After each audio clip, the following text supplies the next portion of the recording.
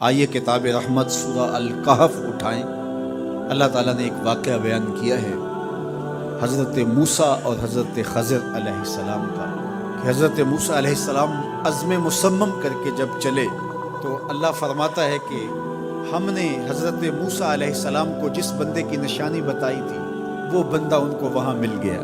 سفید چادر اوڑھے حضرت خضر علیہ السلام وہاں لیٹے ہوئے تھے، تو یہ جا کے ان کے پاس کھڑے ہو گئے کہ حضرت میں آپ کی خدمت میں اس لیے آیا ہوں کہ اللہ نے آپ کو جو خصوصی علم عطا کیے ہیں میں ان کو سیکھنے کی غرض سے آپ کی چوکھٹ پہ آیا ہوں۔ کہا تم میرے ساتھ صبر نہیں کر پاؤ گے، معاملے مشکل ہیں، سفر دشوار ہے، منزل کٹھن ہے، اور میرے معاملات ایسے ہیں کہ تم اعتراض کرو گے اس کے بغیر تم رہ نہیں سکتے۔ حضرت موسیٰ علیہ السلام نے کہا اگر اللہ نے چاہا تو آپ دیکھیں گے میں صبر کروں گا اور آپ کے کسی حکم کی کسی کام کی میں نافرمانی نہیں کروں گا، کسی کام کا انکار نہیں کروں گا۔ کہا کہ اچھا شرط یہ ہے کہ جو میں کروں اس پر تم اعتراض نہیں کرو گے، سوال نہیں کرو گے، یہاں تک کہ میں خود ہی نہ بتاؤں۔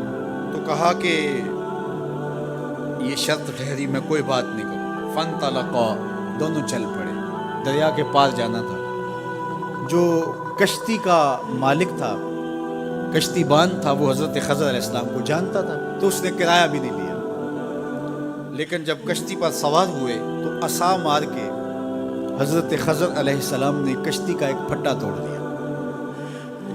تو بے ساختہ حضرت موسیٰ علیہ السلام نے کہا آپ نے پھٹا توڑ دیا، یہ سارے ڈوب جائیں؟ کہا میں نے کہا تھا نا تم میرے کاموں پہ صبر نہیں کر پاؤ گے۔ تو حضرت موسیٰ کو یاد آیا، کہا میں بھول گیا تھا، اس پر مواخذہ نہ کیجیے۔ پھر دونوں چل پڑے۔ بچے کھیل رہے تھے، ایک خوبصورت لڑکا وہ بھی بچوں میں کھیل رہا تھا، حضرت خضر آگے بڑھے اور اس کی گردن مروڑ دی، اس کو قتل کر دیا۔ صاحب شریعت تھے حضرت موسیٰ علیہ السلام، نہ رہ سکے، پھر بول پڑے ایک جان کو بغیر کسی جان کے بدلے میں قتل کر دیا، اس نے گوایا کیا تھا ہمارا؟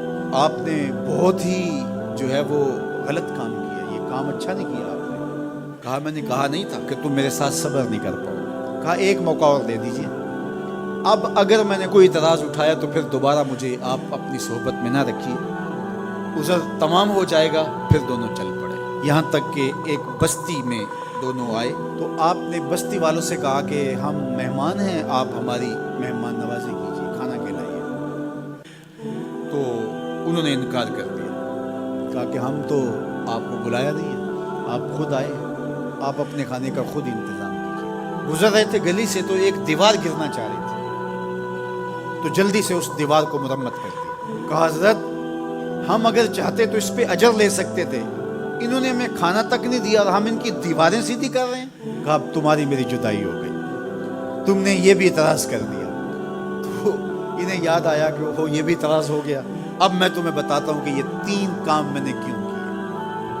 اللہ اکبر۔ اب سنیے، قرآن ہمیں بتاتا ہے کہ ظاہری علم بھی ہوتا ہے لیکن کوئی باطنی علم بھی ہوتا ہے۔ کہا وہ پہلی بات کشتی والی سنو، یہ 2 مسکین بچوں کی کشتی تھی، ان کے گھر کا چولہا اس کی کمائی سے جلتا تھا۔ دریا کنارے کنارے ایک ظالم بادشاہ رہا تھا جو لوگوں کی کشتیاں چھین رہا تھا، ہم نے تھوڑا سا عیب لگا دیا، وہ ٹوٹی کشتی چھوڑ کے چلا گیا۔ اب وہ تھوڑے سے پیسے لگا کے کشتی مرمت کرا لیں گے، گھر کا چولہا جلتا رہے گا، بتاؤ اچھا کیا یا برا کیا؟ کہا رہی بات اس بچے کی جس کو ہم نے قتل کیا، اس کے ماں باپ مومن تھے، نیک تھے، صالح تھے، بچے نے بڑا ہو کے بہت برا ہونا تھا، ہم نے اس کو قتل کر دیا، اللہ اس کے بدلے ان کو بہتر اولاد دے گا۔ علماء تفسیر نے لکھا ہے اس بچے کے بدلے میں اللہ نے ان والدین کو ایک بیٹی عطا کی جس کی نسل سے 70 نبی پیدا ہوئے۔ دیوار کی کہانی بھی سن لیجیے، یہ شہر کے 2 یتیم بچوں کی دیوار تھی اور اس کے نیچے ان کا خزانہ تھا اور ان کا باپ بڑا نیک تھا۔ خزانہ دیوار کے نیچے ہے، دیوار گرنا چاہ رہی ہے، کسی معمولی دھکے سے گر جاتی۔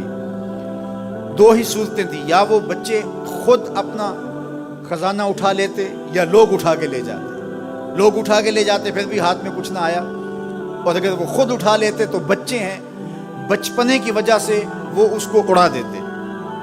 تو ہم نے اس کے اوپر دیوار کھڑی کر دی، جب تک وہ اس قابل نہیں ہو جاتے کہ یہ خزانہ نکال کے اس کو صحیح مصرف پہ لگا سکیں، اتنی دیر تک دیوار گرے گی نہیں۔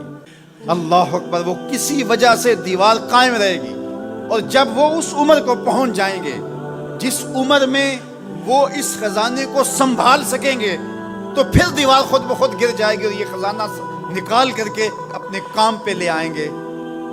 میں جب پہلی مرتبہ اس کو جو ہے وہ غور کے ساتھ تلاوت کیا تو مجھے یہ لگا کہ اس کا انطباق پاکستان کے حالات پہ بھی ہو سکتا ہے، اس لیے کہ یہ بھی یتیموں کا سرمایہ ہے۔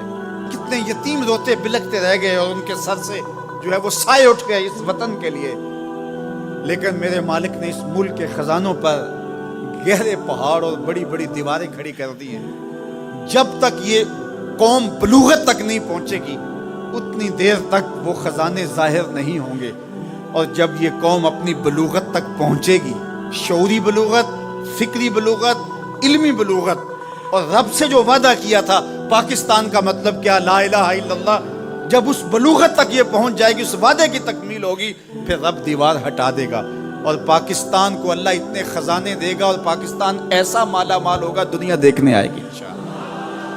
اس لیے رب نے دیواریں بنا کے رکھے۔ تمہارا باپ معین الدین چشتی بڑا نیک تھا، تمہارا باپ داتا گنج بخش علی حجویری بڑا نیک تھا، تمہارا باپ حضرت مجدد الف ثانی بڑا نیک تھا، ان کی وجہ سے میں دیواریں کھڑی کر رہا ہوں اور مضبوط حصار لگا رہا ہوں تمہارے خزانوں پر، اور وہ وقت آئے گا جب تم بلوغت کی عمر کو پہنچو گے، دیواریں ہٹ جائے گی اور تمہارا وطن زمانے پہ مہکتے پھول کی طرح اور چمکتے ستاروں کی طرح اور روشن آفتاب کی طرح چمکتا اور مہکتا دکھائی دے گا، اور زمانہ پاکستان دیکھنے آئے گا، پاکستان دنیا کی قیادت کرے گا انشاءاللہ۔ تو کہا یہ تعویل ہے ان باتوں کی جو باتیں میرے رب نے مجھے بتائی، اور یہ میں نے اپنی مرضی سے نہیں کہی، اور جو میں نے کیا اپنی مرضی سے نہیں کیا۔ تو یہ باطنی باتیں ہیں، شاید یہ باطنی باتوں کے جوش میں یہ بات بھی میں کر گیا۔ وہ کیا کسی نے کہا تھا کہ بھری محفل میں ایک راز کی بات کہہ دی، بڑا بے ادب ہوں سزا۔